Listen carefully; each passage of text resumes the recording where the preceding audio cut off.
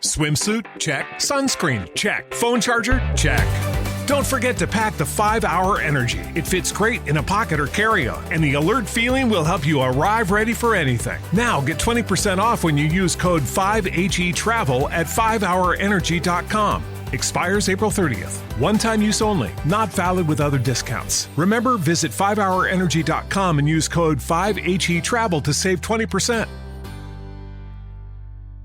What's the easiest choice you can make? Window instead of middle seat? Picking a vendor who sends a great gift basket? Outsourcing business tasks you hate? What about selling with Shopify?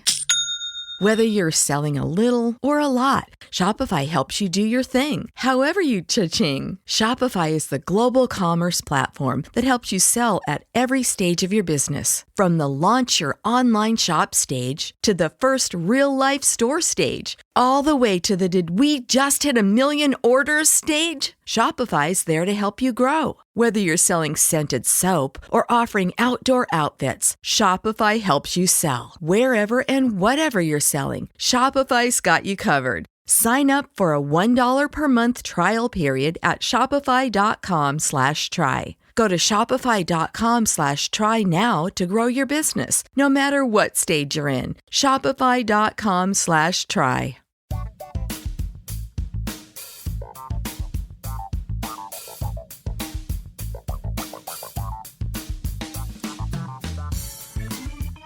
Hi there, and welcome to Comedy Album Book Club, the podcast in which we listen to an influential, loved, hated, or rarely heard comedy album and then talk about it with comedians and comedy nerds. I'm your host, Jason DeLine, an actor and comedy enthusiast. In this episode, we discuss Maria Bamford's 6th album, Ask Me About My New God. It's highly recommended that you check it out before listening further to the podcast. Maria Elizabeth Sheldon Bamford was born just north of Malibu, California, at the Port Hueneme Naval Base, where her father was stationed as a Navy doctor in 1970. As a child, she dealt with depression, anxiety, and obsessive-compulsive disorder. She attended the University of Edinburgh for a year, becoming the first female member of the school's improv troupe, the Improverts. She then finished her Bachelor of Arts degree in creative writing at the University of Minnesota. Her first stand-up performance was at the age of 19 in 1989. Since then, Maria has put out 7 albums, guest starred in many TV series and movies, and in 2016, Maria's show about her life, Lady Dynamite, premiered on Netflix and ran for 2 seasons. Known for speaking candidly about mental health issues and her dysfunctional family, Maria also uses surrealism and vocal impressions to tell her stories. Film producer Judd Apatow has described her as the funniest woman in the world. On today's episode, I'm joined by my co-producer and comedy nerd, Matt Ardill, as well as our guests, comedians Jess Grant and Tracy Hamilton. You'll learn more about them right now on Comedy Album Book Club.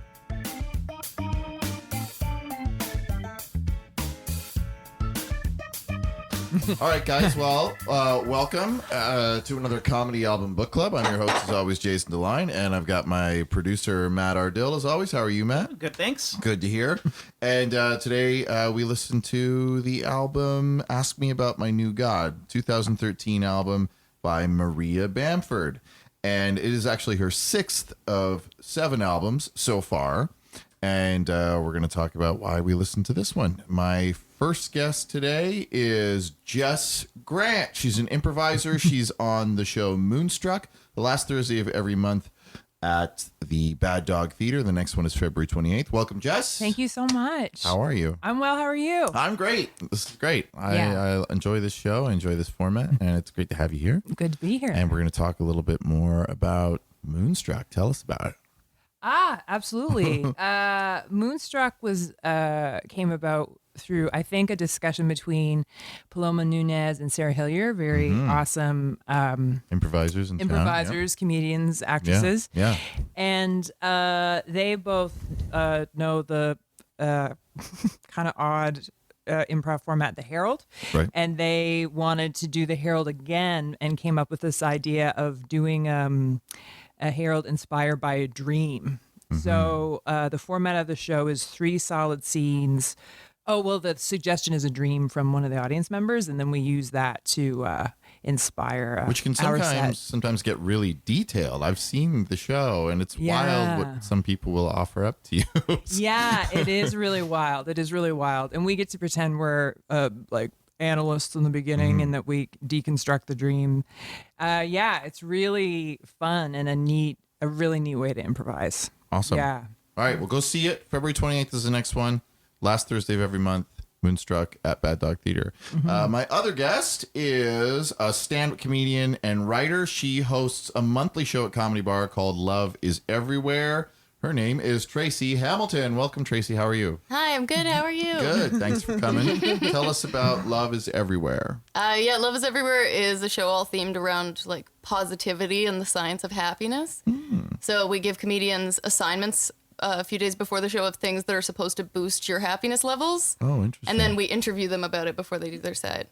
And then we also have improv on the show. And for that, we bring in just people from our regular lives and give them assignments. And then our interviews with them inspire the improv. Jess has actually done my show. Oh, yeah? Yeah. I love Cool. it. Yeah. So is it a fun, light, a silly show, or is there darkness that creeps in? It is, but there's totally darkness. Yeah. Like, I don't know. Me and my co-host, Cassie Baratis, who's also an improviser, we don't really put too much pressure on ourselves to have it all be funny, because especially when you're talking about trying to boost your happiness levels and stuff, you have to just talk about where you are to begin with a little bit. Yeah, it can be a serious journey, right? That doesn't necessarily... And like the joke. way that we put it is kind of like we're all falling apart all of the time. So this show is just like, here's some tools to help put yourself back together. That's very cool. So we're very honest. Like when we check in with each other at the beginning of the show, like, oh, how was your month? Like we're very straightforward. If it wasn't good, we're going to tell you it wasn't good. It's interesting. And so how do audiences respond to that? What's the feedback been? It's funny. It really like bonds the comedian and the audience, I think, because they know that they're being vulnerable, and because we tell the comedians when they're talking about their assignment, don't worry about making that part funny. Okay. Like we don't need that part to be funny. You have a part where you do stand up. We need the part where we're talking about your assignment to be just sincere. Whether it ends up naturally being funny or not doesn't matter. We just need it to be honest and authentic. Cool. And I think that the audience really responds to that, and it gets really attached. Interesting. Yeah, I I believe understand it. that. Yeah, people love storytelling, and that's sort of borders that, between stand-up and storytelling and realness. That's really cool. So the comedians who take part, they talk about their assignment, and then do they do a set based on that? So It they has to do be a new stand up set? afterwards, but it doesn't have to be on theme. It doesn't have to be related or anything. I find a lot of the times the stand-ups are kind of hard to predict how they're going to work in the interview. Sometimes I catch them trying to sneak in bits, Right. Oh, yeah. which I know because I work with them and see them and stuff. And I'm Right. like, I know that you're doing a bit right now. Like, What's I the just want punishment? you to talk about your gratitude list. you know? Yeah. Do you punish the comedians who put bits in front of the audience? No, but we do kind of call them on it. Right. That's Positively. cool. Yeah. Yeah. Cool. Well, thanks for being here. That all sounds very exciting. When is Love is Everywhere? When? It's the third Sunday of every month at 8 p.m. in the Cabaret Room at Comedy Bar. So the next one would be February 20th. Perfect. All right. This episode will be out before that. So when you hear this, folks, you have a chance to buy Moonstruck and Love is Everywhere tickets to do that. Unfortunately, you can't buy tickets to Maria Bamford. It's sold out. Yeah. I think Mamma actually that mia. show's probably coming on by the time we air this. No, nope. it's a March.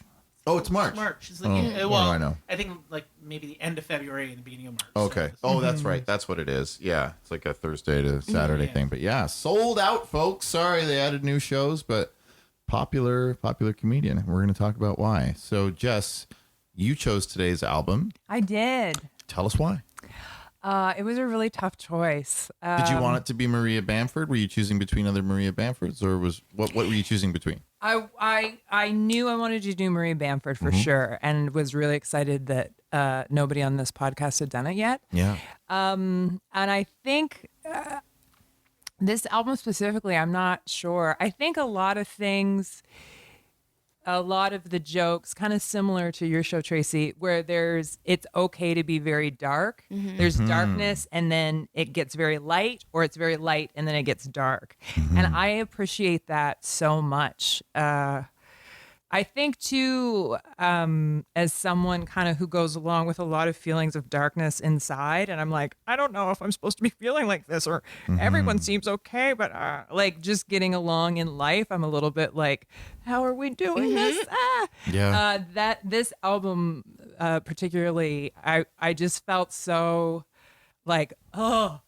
It's not just me. Like I can never, listening to the album, what I really love, I hear the joke and I'm like, oh my gosh, like she gets it kind of thing. And then you hear everybody laugh and I'm like, and they all get it? Yeah. Like it's like Yeah. a musical kind of thing where I'm like, we're all in it together. It's sort of a unifying thing, isn't it? And Yeah. she doesn't talk about it like it's a past thing when I was ridiculous and I got over with it. Can you believe how dumb I was then? Now Yeah. I'm this cool comedian. Like she lives it still. Exactly. And Yeah. it's okay. And it's pretty cool. How does this compare with other, or you have a point you want to Well, say? just on what you're saying, I was thinking of this earlier today where I was like, and I don't know, I don't want to say Maria Bamford isn't sexy.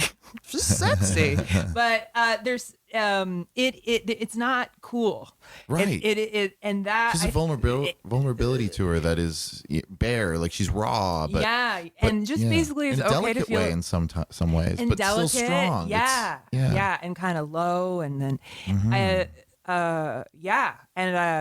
it just makes me so excited, I guess. Cool. That there's something about listening. Sometimes when I listen to female comedians, I guess I've always seen myself as an outsider. Also, I think a lot of the things I'm going to say on this are very narcissistic, maybe. It's all right. But I think I've always sort of seen myself on the outside of like sexiness and being cool. And like, again, how do you fit in?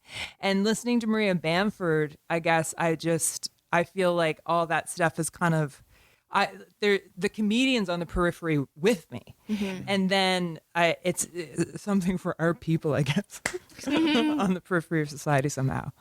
Yeah. Yeah, interesting. But do you find there's more of that in this album than other albums, or have you listened to many of her other albums? Or? I have, yeah. I'm not sure. I don't know. Maybe this one is a little more comfortable with being dark. Okay. Possibly. When did you first find it? This album? Yeah. Oh, I'm not sure. I think maybe when it first came out. Yeah. I think a lot of these jokes, I think maybe I saw her live do some of these jokes first Where'd you see her? at Comedy Bar. Oh, cool. Yeah, Okay. yeah. And I think I bought like 2 tickets, like I went twice in a row and then was like, can I go a third time? Sort of thing. Wow. Yeah. Was it what's her set like? Is it like note for note the exact same thing, or does she play It's around? pretty tight. It is, yeah. eh? Wow. I don't think It's from interesting. what I know anyway, I think things are like right on the money. And I think I find her jokes too, the way they're written, there's no wasting any energy kind of thing, I Right. would say anyway. Yeah, I'm interested no. to know what you guys think. Every word is necessary. Yeah. Yeah, like Yeah. there was one that I really like where she's talking about all the emotional, she's not dating, but all the romantic emotional things she's going to use for other relationships in her life. And I cannot get over in that joke how the setup, it's a very kind of abstract, unique perspective in the setup, and you get it so quickly. Yeah. So that's She has a really impresses me. shorthand that is just enough, right? Like, Yeah, like but very we're economical. in this kind of very to go into someone's inner world is not an easy thing to do, but she brings us in there in a snap. Yeah. She trusts us to get it. Yeah. Yeah. And I think that's something I really appreciate about her work as well, is there's not a lot of talking. There's not a lot, Right. things aren't drug out. It's just very concise. You don't hear a lot Very of people difficult talk things. that way. People focus on her voices and things like that, and that she talks about real raw things. But yeah, people don't talk about how economical her sets are, and how, like, if you look at the set list for this album, there are 33 tracks. So, some of them sort of bleed into each other, but that's a lot of different concepts, like short things that just ram up against each other, and it's just enough, and she's out, and it's And it's great. None of them are easy either. Like 33, and we're going all these very difficult topics, Yeah, and she leads and us most through of it works. Yeah. What about you, Tracy? When was your Yeah. first experience with her that you remember? Or you're a fan, obviously. I Not am been a while. fan. It would have been probably around the time, maybe just before this album came out, that I would have found Okay. her. 2012, somewhere around Yeah, there. somewhere around there.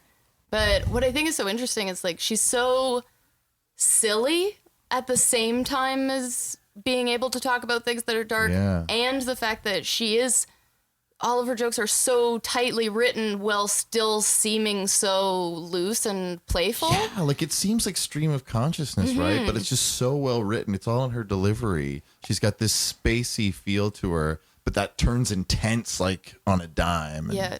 Yeah. And it's interesting to watch her live and see that like she does deliver the jokes pretty much the same way, but she makes it seem like everything that she's doing is so in the moment Yeah, and so spontaneous, which is a very difficult thing to recreate from show to show. totally. So that's like a very unique talent to her, I think. She reminds me of Robin Williams in a lot of ways. She has all these voices that come in and out, and she just seamlessly transitions into them and expertly. Like she's a fantastic just voice talent aside from all the comedy. But then the frenetic pace, and it feels like a stream of consciousness, but it's like Robin written so well and so tightly. Yeah. Like all this stuff is planned but doesn't feel that way, and you feel like you're just along for this ride with this person with this ability that nobody has, the stream of consciousness. And I don't even know how you write to that. Like you have to have two different talents, I think. You have to be a great writer and a great performer who can perform what you're intending. Do you know what I mean? Like Yeah. It's true. There are even all these points where she'll start a sentence but not finish it and interrupt herself. But you know you've completed the whole sentence in your head. Yeah. And like, oh, this is just, Yeah. blows me away. And that's even succinct. Yeah. It's fantastic. She's like, she knows I only have to say the first 4 words of this sentence and they'll finish the rest of it and then I can jump into the next part. Yeah, it's so true. And even sometimes just a little aside, or like she'll just toss away, like there was one where it was, oh, I doubt that's true, which is like the perfect punctuation, and it's like could have been a bit on its own, but it's like that's all you need. You get the laugh from that one little sentence. Yeah. I'm gonna go back to the other bit now. Yeah. Well, and it also, to me, that stuff underscores how intellectual she actually is, because she'll talk about stuff in a character voice, and it seems very, she'll be playing somebody who's sounds dumb or sounds superficial or something, and then just that little aside is like, oh, that's not you. You're in on this joke. And I love the idea of how she becomes these people who aren't real, like they're not based on, she's not saying, here's somebody I met, here's a celebrity or whatever, but she makes fun of people without having a victim, if that makes sense. Yeah. And the same with the mental health. She talks about mental health in a very real way. She laughs at it. She makes it funny, but you never feel like you're laughing at victims. And I think that's amazing. Like that line about, and then someday someone's going to leave you in a wheelchair for 5 hours up against a wall. And like everybody sort of looks guilty when they laugh at that joke because it seems so real. But we're not making fun of a real person. It's just that, oh yeah, like that crap happens and life is kind of shitty. And she brings it to light without anybody suffering because of it. And I feel like she's been able to do that on so many topics where it lets us laugh at things that we're not really allowed to laugh at, but the difference is we're not pointing at anybody. Yeah. I feel like she does it. Something I appreciate about it is self-help. Like there's also sort of new agey, like the universe, and like if you ask the universe in the correct way, it's going to give you what you want and all that stuff. And I will confess here on the air, I've spent a lot of money that I didn't really have on like trying to figure out these different ways to be at peace with all these different like forces and my own forces and all our energies and everything. And so that's something. And then I've always been kind of like, is this just a bunch of crap? Like, what's going on? And what's the answer? I don't. I'm like, I think it's Still working on both. it? It's both. Yeah, and Yeah. like I think that when she's talking about it, she kind of acknowledges that. Like, Yeah. I think anybody, because I have also spent quite a bit of money on this same journey. I think we have some books to sell. It sounds like we've got some easy marks here. We've Yeah. got some recommendations. We'll give you a We list. should write a self-help book after you've done a lot of self-help. Oh, that'd be great. Well, My that's journey through there is a self-help. book of that already. You Are a Badass. Oh, right. Yeah. That was damn it. she went and read like basically every self-help book and then boiled it down into the useful parts. Yeah. Wow. Right. That is a good book, by the way. Is it? You should Right. check it out. Yeah. She wrote 2, I think. She wrote another one about money. Yes. Money. Yeah. How would you guys classify Maria Bamford? What type of humor would you say or style that she uses? Ooh. I think it's interesting because it's like it's evolved. Like you see, if you Sure. watch her on the Comedians of Comedy and that Burning Bridges tour album in like 2003, which is where I was introduced to her, was like through Patton in that. Right. Right. Less accessible back then, I would Yeah. say. Well, it was more more surreal. It was more surreal and is heavily character driven, but the character now the characters are more internalized. They're like her own voices. Yeah. Whereas Right. then it was like Here's jumping my- from character to character. She Right. had a violin as a That's part of her true. act. Yeah. It was broader, but I think with the special, that was sort of like marked a turning point in the way that like it became much more internalized in the material that she did. So I think it evolved from like absurdist to confessional. Like, Yeah. Yeah, so- you're right. Yeah, yeah. While still maintaining like, Absurdity. Yeah. Which is funny because Right. I think that's true of a lot of comedians where they start out very external, commenting on their environment, Observational or stuff. observational, and then as they get more comfortable and have a stronger skill set, they're able to kind of start pulling from themselves in their own life and be more confessional. And she's just found a way of maintaining it's character driven while at the same time being she is the character. Like Yeah, it's a neat spin Yeah. on it. And it's I've talked about this before, where I find that we're at a time in comedy, and probably for the last few years, where I think audiences demand that kind of not necessarily self-deprecating, but more of an intimate, vulnerable, personal story.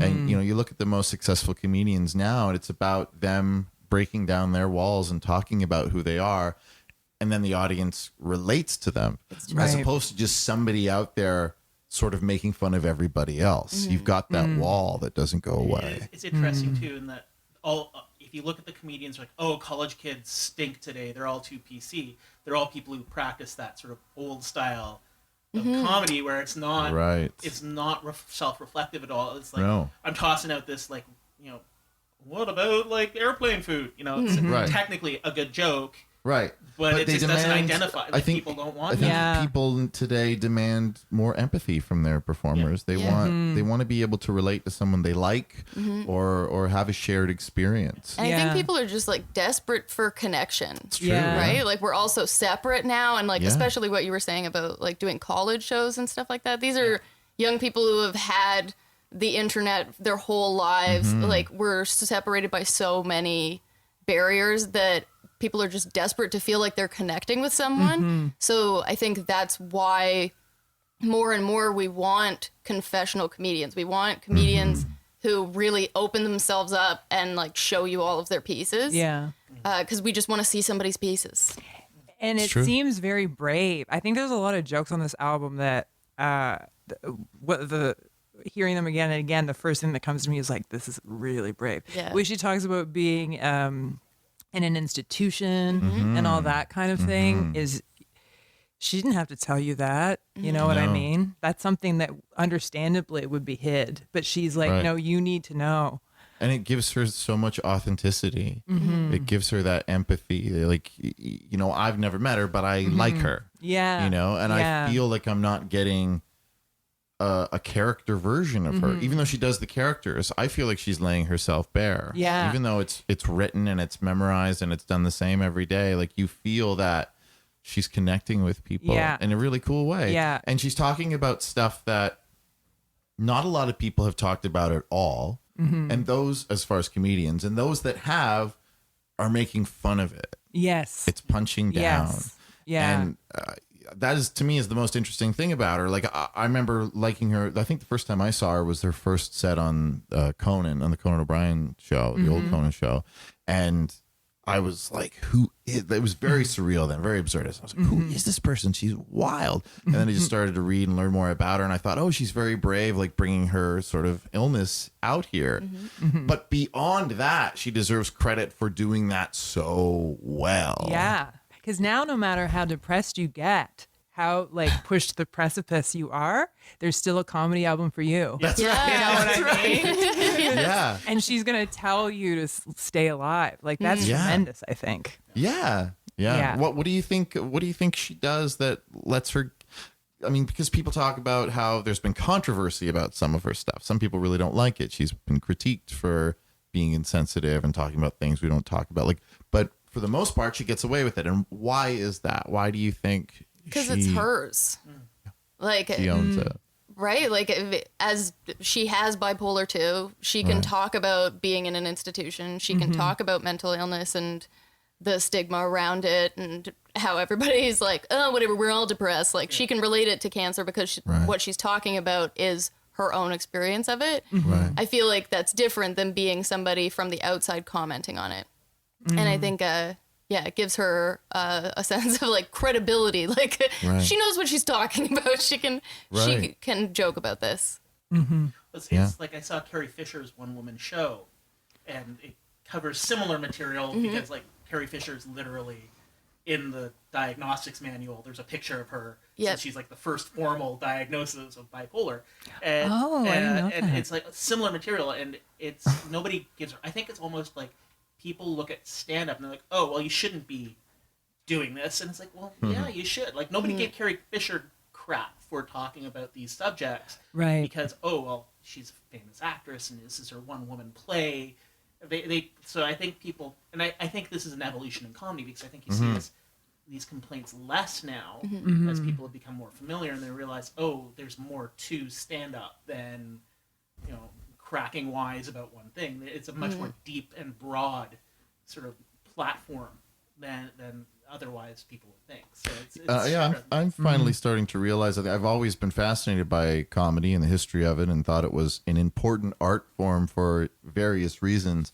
But now when you hear something like this, it seems more important than ever. Like to be able to have something like this for people to listen to where it's not a medical textbook or, you know, platitudes from a counselor saying it'll get better. Like, you know, you're hearing somebody in the middle of it find laughter in the pain. And, you know, I think that's a pretty great thing. It's rare to be able to have that message spoken directly to you if this is what you're going through. Her show does that really well too. Lady Oh, Dynamite. yeah. That show is incredible. It is. listening to her voices, there's things that I'm like, oh, okay, that's this character. That's like, Yes. her sister is split into two people. Yeah. So her sister is the best friend back home, and that assistant, who new agey assistant, because her sister is a shaman. Yeah. I looked her up on like she is a professional shaman and life coach, and I'm like and when in her early stuff she talks about her sister she's like a medical examiner,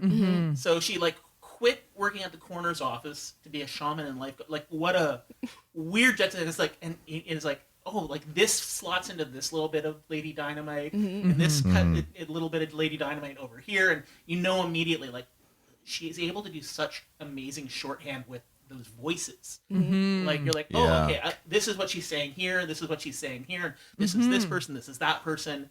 And even if she reuses the same voice, it's like, oh, within the context of the bit, you know, oh no, this is a different person, or this is like, Yeah, absolutely. Or it represents a certain hierarchy. Yeah. And Like some the LA people, the one about so they good. take their food away before You're done.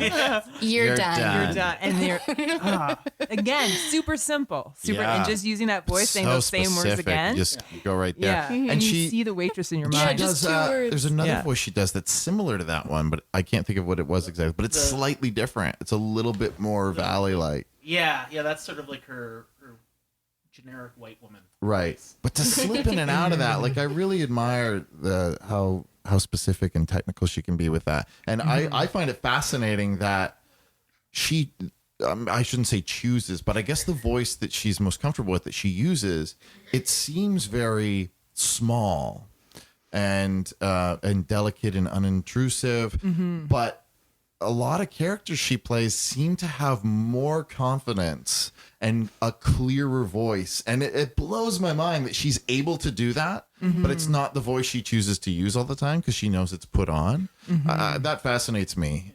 Well, there's an entire story arc in the second season of Lady Dynamite where she does the fake voice and gets a boyfriend. Right. Yeah. Oh, it's the first season of Lady Dynamite. She does that like generic voice, like Yeah. oh, hello. She uses that at a party, yeah. Yeah, and she Yeah. like meets this handsome young man, and I've never met anyone who could talk that way who didn't talk that way all the time.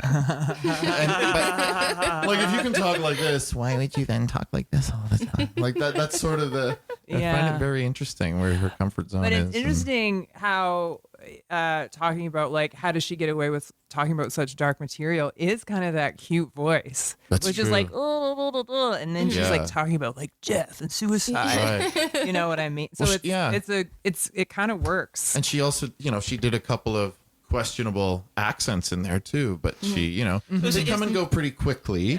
But she doesn't catch heat for it. Yeah, and I think the thing again too is it's never mean. Like when she did Right. the store clerk, it's like that's just her store clerk. It wasn't a bit, and It wasn't about being Indian. Yeah, what was specifically, funny or- about it wasn't that she was doing the accent or that it's an Indian guy who owns this liquor store. Yeah. It was that he's like, don't try and change it. Like, yeah, like you're- acknowledge this- me. Don't just try to acknowledge fix my me. experience. Right, Like, Yeah. right. And she sets it up because isn't the fake tiger thing before that? Yeah, it So is, she kind of yeah. talks about how she can't speak these languages, but That's she's true. pretending to. Yeah. Which is a really great way to give her permission to then That's jump true, around. yeah. Yeah. Oh, that's interesting. Yeah, she sort of set herself up for that. Yeah, I think it's a really well crafted album. Like it's very smooth just listening to it front to back, like Yeah. we did. But you can, when you look at those track listings of the 30 whatever it is, you can very easily see where all those categories are in different bits, but they blend so well. Like Yeah. tracks that are 30 seconds. Yeah. on there, like just. And then there's some that are it's like a 7 thought, minutes or something. And then yeah. Yeah. I was trying to keep track of them as we went, and it was hard. I had to wait for a word to pop up. Oh, okay, now we're into this bit, and it kind of segues seamlessly. But yeah, it takes a tremendous amount of, as you know, mental power to keep everything in order and to Yes. flow, and it feels like there's not one word misspoken. There's Yeah. no ums or ahs. Like that's And, incredible like, performance. When she did stumble because like that laugh lady. Yeah. That was I'm glad that stayed on the album because that was like one of those gifts. In Comedy, where Absolutely. it's like this person. Cause that laugh. Yeah. All Oh. through the album. Yeah. And the She fact doesn't that mention she it for a waits while. until like halfway She through does. before she acknowledges it, so you as the listener have definitely already That's noticed true. that That's person's the Yeah, point. yeah, yeah. Finally. That's You can why really I should hear never her. go to anybody's album recording. 'Cause- You have a loud. oh, Obnoxious very laugh? much so. Yeah. Yeah. Those are my favorite. I love laughs like that. I went to look at an apartment one time, and I guess a friend of mine lived across the hall. And she came out of her apartment and she was like, I knew you were here because I heard your laugh. Well, I was looking at an apartment that was across the That's hall. brilliant. Wow. So, yeah, I'm not hiding. That's for sure. I think that's great. I wonder what she does laugh a little bit on the album, Maria. I'd like to know what her full out Her laugh out sounds like. loud Yeah. is. I think it's probably a ruckus laugh. She Yeah? just gives me the feel that when she enjoys something, she enjoys it fully. What about you? What's your go to laugh? Are you a chuckler or a giggler? Or? I snicker and then break out into like huge laughs. Yeah? I'm like, I don't know if I like last night when I went to the comedy bar and my friend who doesn't go to comedy very much, she's just like next to me like, oh Jesus, you. Because I'm like, like just like enjoying every bit kind of thing. But I mean, like, why not laugh? That's the Enjoy whole it. point. It's good for you. What about you, Jess? You a big laugher? Big laugher. I also tend to laugh when there's no joke, where it's like it could be something simple where it's like, I have this mailbox and I'll be like, oh my God, and then I'll laugh and everyone looks at Are me we and I'm talking like, about oh mailboxes? no. That's really Yeah. funny. I often laugh at totally out of place. I like it. I have a weird thing where I'll get a joke right away, but I'm silently laughing at it for a bit until it boils up and then, and then people think I'm slow. The first like 25% of your laughter is inaudible. Correct. And then they just hear it. So you're just like swishing it around in your mouth. Yeah, kind of and then I thing. decide this deserves an outward laugh now. Ha ha! Like, oh, you just getting that? You've said 3 things since then. Like, I really liked it. Yeah, I tend to laugh loud too. People tell me after comedy shows, I knew you were here. 'Cause Yes. Yeah. Yeah. it's usually just one syllable, just ah! It's an That's the explosion of- surprised laugh.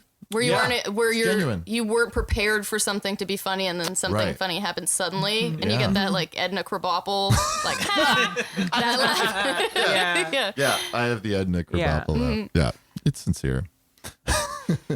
All right, we'll take a little break, and we will come right back and wrap this up.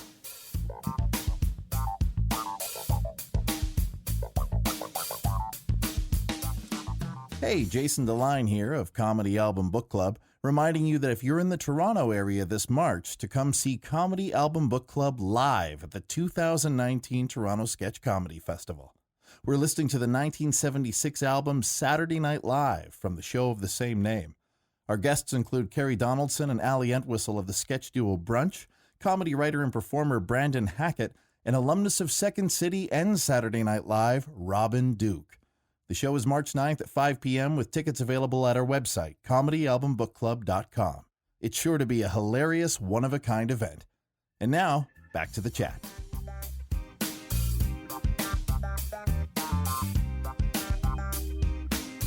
What? Really? Redheads have the highest tolerance of pain. Oh. So, fight you guys. Maybe we're You have just different- easily surprised. This is the start of Maybe it. She that's won't it. stop.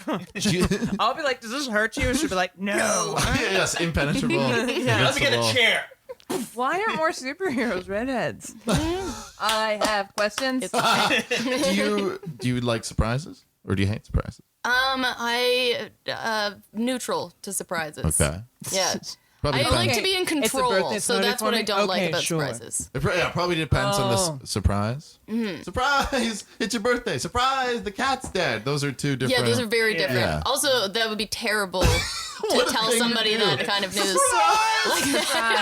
Nana died. Yeah. Maybe that's why the people who hate surprises hate them. They just had one surprise bad cat surprise, death, yeah. and it ruined surprise. Please don't say surprise to me. I'll assume my cat's dead. All right, moving right along. Back to Maria Bamford. I know Matt had a scene or a bit he wanted to talk about. Yeah, so I loved like that church bit. Yeah. That, like she where Oh, she yeah. comes, but and I mean I've had that experience, and that's the thing I love about her material. Even when she's straying down these really personal strands of thought, there's something that you can tie back to your relatable. own life and tie back to your experience. So like, well, I'm like, so there's a band Hocus Pick Maneuver who are like Say it one on- more time. Hocus Pick Maneuver. Okay. So they were on Much. So I'm Heck of a thinking, oh, name. they're a cool band. They did this song that's catchy, and they did a cover. They did a live set on Much back when Much had music on it, and they did. It was like, called Much Music back in the day, Yeah, yeah. actually. back in the ancient times. So they did this like REM cover. I'm like, oh, I'm gonna check. And this guy who's in one of my classes, he played Little Abner in the musical that year, and so that's how I got to know him. He's like, oh, they're coming to this cool youth group that I hang out with, and I'm like, I'm naive. I'm like, youth group, that should have been red flag right there. But I'm like, yeah, we're down at the Vineyard. They're gonna be there on Friday night, and I'm like, okay. And then I get in there, and it's like, oh, this is church. You snuck me into a church, you jerks. So, like, and here's me, like, this is, like, height of my, like, proto-gothdom, where it's, like, big, crazy hair and, like, all black kind of stuff. And Right. it's like, oh, my God. So and so that's a real experience. So Like, what she happened? said- Did you stay? Well, yeah, I stayed to the end of the concert. But there was not like a church service or anything like that? No, but they talked about Jesus a lot. Oh, really? It's a total straight up Christian rock band. Yeah. And I'm like, you'd think that Much would have warned you too. It's like, okay, if you're checking this out, Be prepared for some testifying. There should be a warning label. This is actually religious, though. Now, remember, fair listener, if you believe in this sort of thing, we don't disparage that at all. Please keep listening to Comedy Album Book Club. We embrace people of all stripes. We definitely do. Yes. As far as you know. Just don't stealth it on me. Don't stop it. Yeah. I wonder if he got I wonder if they were excited that he brought a goth.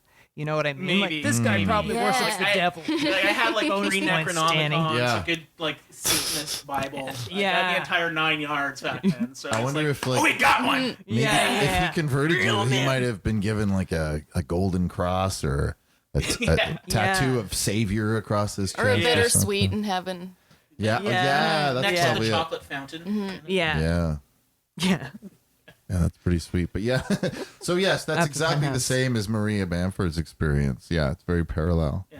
But it's just, that's one thing. I just love it. It's like every bit, there's something you can tie back into your life. Like Yeah.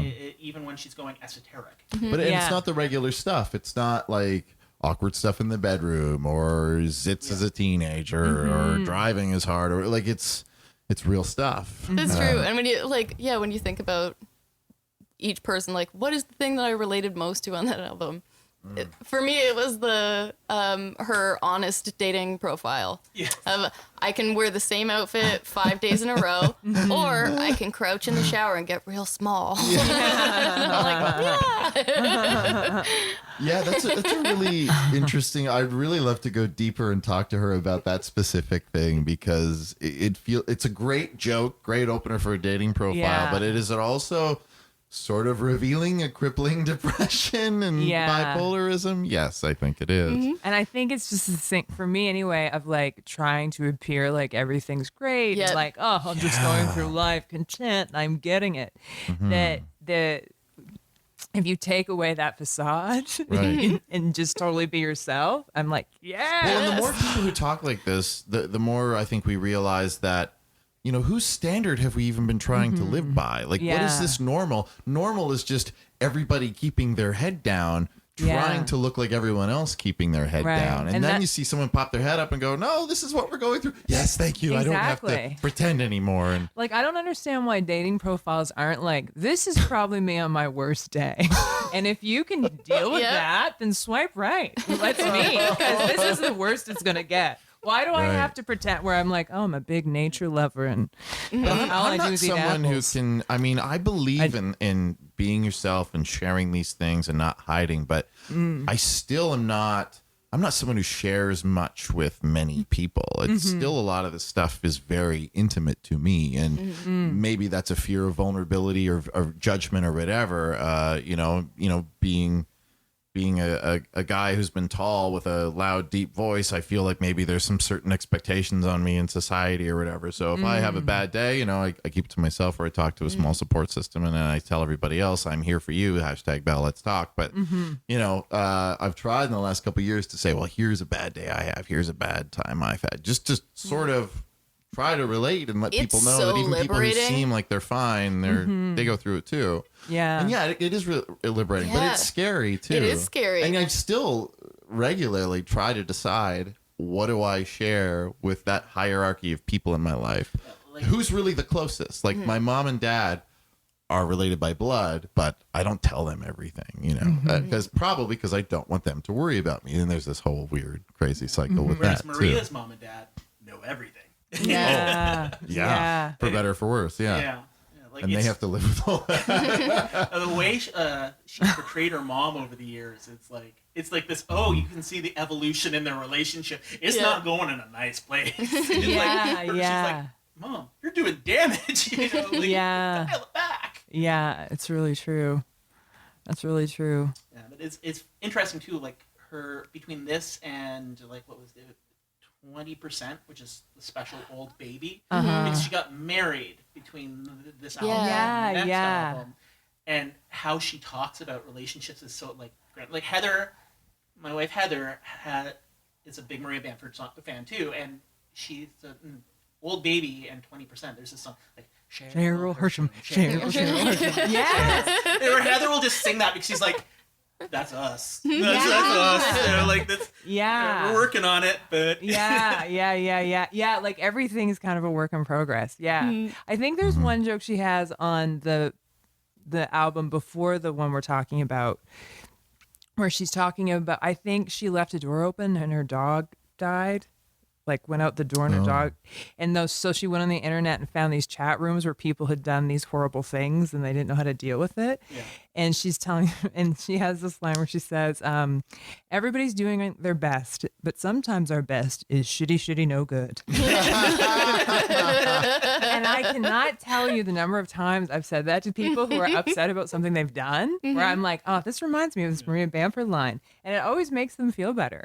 Well, and it's a funny turn of phrase too. Like you're saying something kind of negative, but you can't help but laugh when someone says that, which is nice, and that always makes you feel better. Yeah. That's what I find so neat about it, is like relatable, like we're saying. But then on the church bit, when we were listening to the album, everybody laughed at the line, "Stop lurking behind your Jimi Hendrix font." And I was like, that's an absurdity line, right? Yeah. But we all are like, perfect. It's perfect. Yeah. It was the little punch that it's like, it's funny, but this just makes it like next levels funny. Yeah. And it's just how she can be in either place, you know what I mean? Like a little tidbit line that's super relatable that you could tell someone casually, or these kind of more abstract not lines. everyone would get that, but like the people who do, they're like, wow, that's really cool that you were so cool. sharp and specific. Yeah. And then it's all somehow there's not a lot of transition, just like they all fold along somehow. It's great. Something I was wanted to bring up to you guys, I was thinking today, was how she uses anger. In this, we were talking a little bit about how cute her voice is, but every once in a while in her jokes, she's anger. And I was thinking about that whole thing. I don't know if it's still true or if it's been debunked, about depression being anger directed inwards. So I don't know. I just like how she talks about how she expresses her anger in a jokey way, but every once in a while, it's not like sarcastic, cool anger. It's like, I'm in a rage. Yeah. Well, like the bit about soldiers coming home. Yes. Where she's like, where people are like, I don't know what to do with this. And then she like just lets it out because you should be angry about it. Like, because this is like nobody's doing anything. She does like an angry laugh. Like, I thought it must be funny because nobody's taking it seriously. Yeah. Right? Like, Yes. And I'm like, thank you for telling me this. And it's not in a lecture way. No. It's just mad. And I was just like, sometimes I'm mad and I don't know how to express it either. And this is what I love about her stuff too, because you get people, I mean, I love Lewis Black. He's hilarious as all hell. But, you know, he comes from that school of comic where it's like, I'm going to yell about the news because this is making me angry. Where it's like, yeah, but you're a great, interesting voice, but there's like 12 guys who came before you doing the same thing. Well, and there's no crescendo with him. Yeah, It's all at 11. Like, you don't go on a journey with him. You just get exhausted. My mom, a retired nurse, and as slim as this mic stand, loves Lewis Black. Is that right? Yeah, she's just like, this guy gets it. What do you say? There's a place for it. It's like I like when I'm in the right headspace. I'm like, I mean, me too. And I'm like, well, it's cathartic for a lot of people as a performer and as a listener, and I think Lewis Black is that kind for for sure. Absolutely, it's just your id. Venting. Constantly. Yeah, exactly. Yeah. He's just a vent. And this is He's my a human mom vent. needs that, I guess, after she's done making you a sandwich. She's like, but she isn't that, Maria. And but like you say, it's neat when it comes out once in a while, because then you really feel it, because that's not her thing.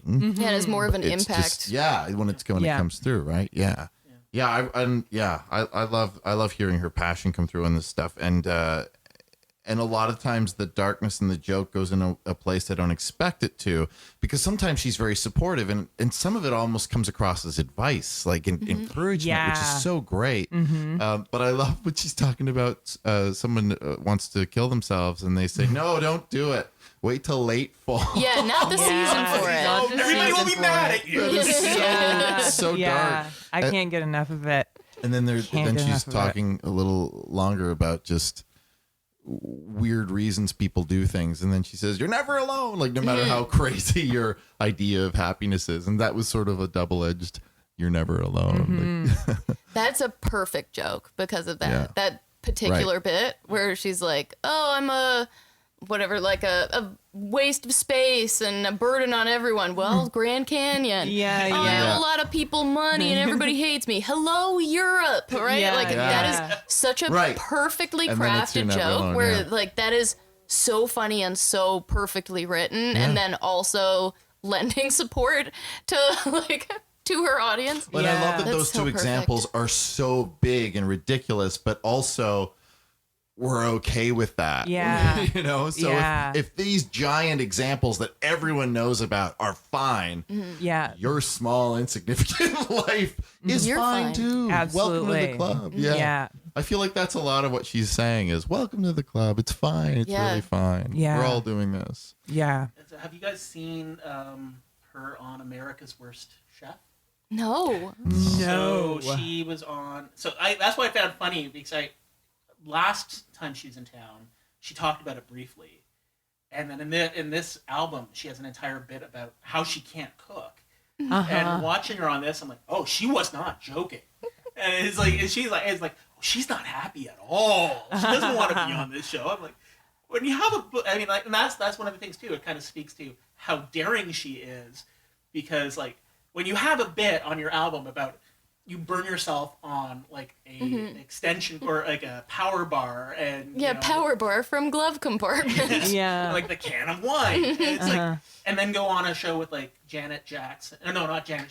LaToya Jackson, the kid from like Modern Family, and you know Bronson Pinchot. You know, like this Wow. is the people you're on this show with cooking, while these two professional chefs just yell at you. Oh my gosh. That's like Have to see this. Yeah. Me too. it's an experience to watch. I'm like watching it like this is making me laugh, but I know she's not comfortable right now. And Yeah. it's like, oh. Yeah. But yeah, like, and that's the thing. All of her comedy is like that. It's daring in a way Yeah. that's not obviously daring. Like it's not like I'm doing this to grandstand. It's like I'm doing this for me, Yeah. and also for you as the audience. Yeah, yeah. It's interesting at the beginning of the album where she kind of talks about her career. I don't remember what the Where opening she talks of about it. doing advertising. Oh, Yeah. that's Where so they, good. she was like, I'm going to write this thing and it's going to be perfect. And they were like, can you just do what we told you? And then I did And I'll it. give you a big Exactly. pile of money. I took that Yeah. pile of I money. took that pile of money. And now I'm painting my house shades of gray. Exactly. It's perfect. Yeah. I find that part's interesting. I don't know, just in terms of storytelling. I think earlier we were comparing her to other comics who I would say might go on and on about their story. Where here she goes here, It's really just quickly. to make the point, Yep. to get to the joke, and then Yeah. moves on, right? And then Yeah. uses a transition. filler. Yeah. No filler, It really yeah. isn't. Yeah. I want to listen to it again, knowing that, because I appreciate a well-crafted joke or story that way. It's enjoyable. Does she have any peers? Who would you say is somebody similar doing what she's doing or has done? I would love to know who her influences are. I haven't heard her speak about that. She's such an individual. It's so hard Yeah. to think of. And it's such a personal journey that her stuff all comes from. And I think, like you were saying earlier, Matt, how she started out with one style and then I think went through a lot of Yeah. challenges with her mental health and Right. then sort of her comedy transformed Yeah, for after sure. that. Yeah.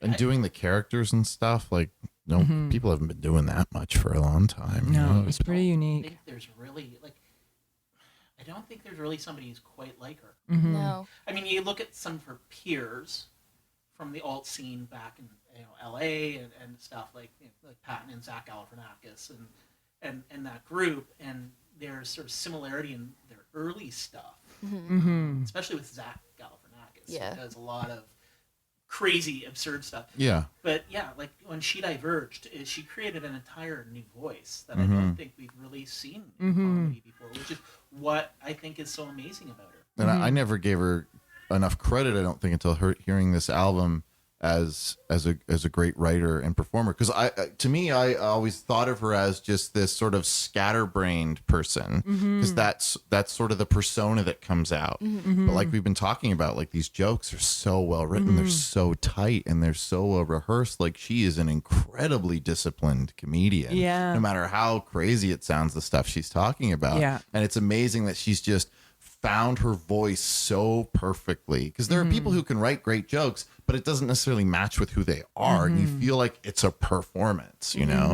And this kind of cohesion is just something so rare. And again, that reminds me of Robin Williams. Like I feel like everything he did just was who he was at that moment. Like he just happened to walk on stage, I'm Robin Williams doing this now, and like she feels like that to me. You know, whereas Jerry Seinfeld, I feel like I don't really know who that guy is at all. Like he's a great comedian, but it's a thing he puts on, you know what I mean? Yeah, and what you do know about him is not from his comedy. Right. Yeah. Yes, that's a good point. No way. Yeah. And that's the same for a lot of, I would say, his era of comedians. Which is kind of a waste, because he is such a fascinatingly weird person. Yeah, watching his show, I love one of these little moments where you're like, oh, that's who you are every day right there. Yeah. Well, I've read articles where people say that, you know, he has no need to do that. Comedians in cars having coffee. He just wants to drive cars. But people, well, it's not just that. They say he's just a complete narcissist, and like he just wants to be the center of stories. He wants interesting people to find him interesting. Yeah, and and you kind of, as time goes by, you see that his attitudes don't always change. You know, I've seen him say things about political correctness and things, and he just seems like a very insensitive, old school kind of in his own bubble type of guy. Yeah, that's why I really like Maria Bamford too, I think, is because I get like, you look at these guys where you're like, you're a living legend, and like, who could ever get up to the heights you're at? And then you get Maria where she's like, we're all gonna die. And I'm like, She's got finally this, somebody said it. but also this really sunny way of doing it. Like she's got this sunny darkness, and it's just so beautiful. I made a note that it's like brightly dark. Brightly dark. Yeah. And it's enjoyable, and and it's jarring when the darkness comes out, but then she just goes right back into other part of her, and it's lovely. I've never met her, but I did reach out to her to be on the show, and she wasn't able to like work it out, but she took the time to personally respond, and like she didn't have to do that. She didn't have to even acknowledge it, but she took the time out of her day. And then, you know, set me up with somebody who might be interested. And her assistant did that, and she's got power of attorney. No, you don't know. You'll never know. Yeah, well, she said she responds to her own Facebook messages. Well, yeah, that's cool. So yeah, she seems like a down to earth, like she's just nice person. Genuine kindness. All right, Maria Bamford, we're fans. Oh, we're big fans. And I hope you guys are now too, if you hadn't listened before and heard us yammer on about it for a while. That was great, guys. Thanks so much for coming. Thank you for having me. It was an absolute delight. I'm so glad to hear that. It was a delight to have you. We have, again, my guest, Jess Grant, who chose the album. Excellent choice. Thank you. And can they find you on the Twitter or something like that? I'm on Facebook, Jess Grant. Add Jess me. Grant, I don't know who find you are, her. but She add likes me. having new friends. And Moonstruck, the last Thursday of every month at the Bad Dog Theater. And, of course, Tracy Hamilton. I'm sure you have various gigs going on. Can we find you somewhere to find out what you're up to? My website, tracyhamilton.net, has all of my shows. .com was taken. But .com was taken. Oh, yeah. I think .net has a quiet dignity about it. So. You keep thinking that. And, of course, we can find you at Love Is Everything monthly at Comedy Bar. Yes, please. Excellent. Matt, you can be found... At Common Person on Twitter. At Common Person. What do you offer the world there? A lot of retweets of comedians, basically. Okay, So, fair enough. the And, occasional angry article. and I'm your host, Jason DeLine, as always, and I just want you to keep listening to this thing. So tell your friends about Comedy Album Book Club. We are going to be appearing for a very special episode at the Toronto Sketch Comedy Festival, and we will be on, I believe, at 5 p.m. 5 p.m. And we're very excited. Our guest of honor is going to be the one and only Robin Duke. She is a Toronto comedian, has been for some time, a veteran of Second City and Saturday Night Live. So we're going to be listening to the one and only Saturday Night Live album from the put together from the seasons 1975 and 1976. Should be a really interesting chat. Hope to see you there. Thanks again for listening to Comedy Album Book Club.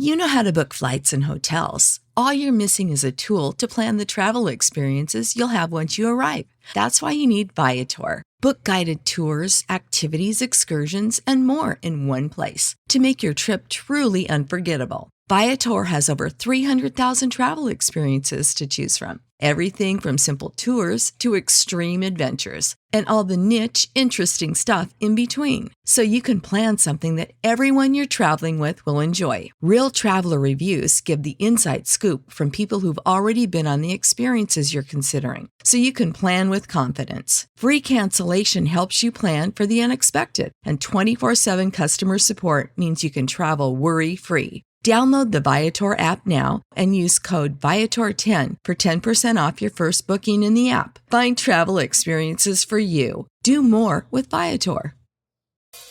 Looks like you need a vacation. Enter the 5-Hour Energy Where Will the Tide Take You sweepstakes. You could win a $10,000 dream beach vacation. Imagine jet setting off to a tropical paradise, having fun in the sun, or diving at a gorgeous reef.